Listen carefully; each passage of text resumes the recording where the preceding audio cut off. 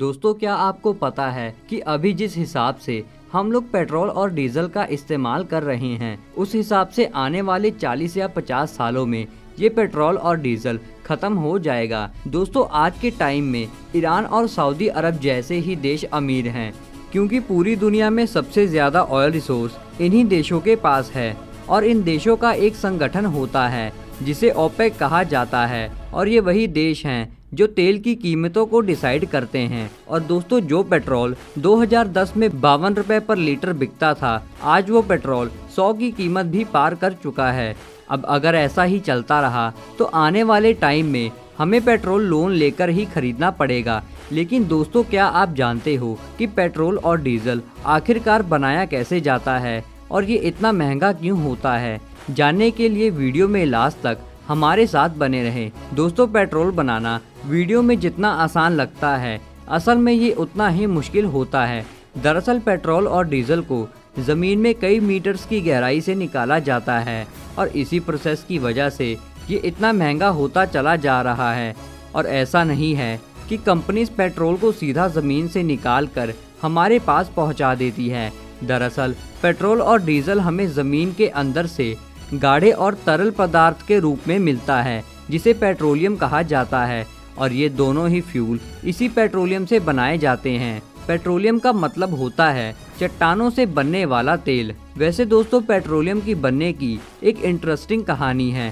पहले के टाइम पे जब धरती पर नेचुरल डिजास्टर्स हुए थे, तो जमीन पर रहने वाले पेड़ और जानवर जमीन के अंदर ही दब गए, और ये डिकम्पोज होके हीट और प्रेशर की वजह से पेट्रोलियम बन गए। अब इसके बाद इंसानों ने कई बड़ी बड़ी मशीनों की मदद से ड्रिलिंग करके पेट्रोलियम को निकाल लिया। इस निकाले गए पेट्रोलियम में क्रूड ऑयल यानी कच्चा तेल होता है, और जब इसे निकाल लिया जाता है तब इसे कारखाने में भेज दिया जाता है। वैसे आपको बता दें कि कच्चा तेल जमीन और समंदर दोनों में ही मिलता है, चाहे समंदर हो या फिर जमीन। ज़्यादातर टाइम तेल को निकालने में ही लगता है, और कई बार तेल को ढूंढने में ही सालों का वक्त लग जाता है, और अरबों रुपयों का खर्चा भी होता है। और जो तेल आपके पास पहुंचाया जाता है, उसे बनाने में कई बड़ी बड़ी मशीनें एक जगह से दूसरी जगह तेल निकालने में लगी रहती हैं। और जब फाइनली तेल मिल जाता है तो मशीनों को आसपास के चट्टानों से मजबूती से बांध दिया जाता है, ताकि ये ज़्यादा हिल डुल ना सके। और फिर समंदर में ड्रिलिंग की जाती है, और ये ड्रिलिंग हज़ारों फीट नीचे होती है।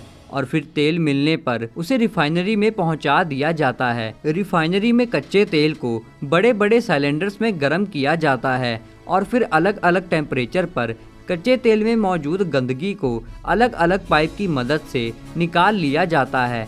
अब सवाल ये है कि ये सब होता कैसे है? असल में पेट्रोल और डीजल अलग अलग टेम्परेचर पर मिलते हैं, और इसीलिए इसे अलग अलग टेम्परेचर पर गर्म किया जाता है। जैसे पानी का 100 डिग्री बॉइलिंग पॉइंट होता है, वैसे ही कच्चे तेल का बॉइलिंग पॉइंट भी होता है।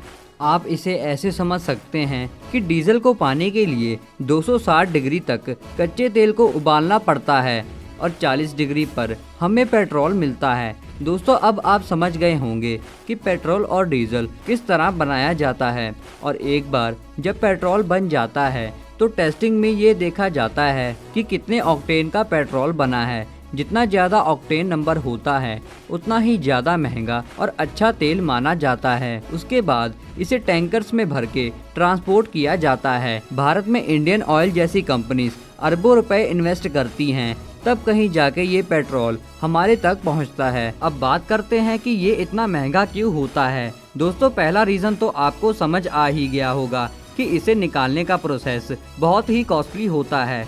अब पेट्रोलियम से निकलने वाले अलग अलग तेल की कीमत भी अलग अलग होती है।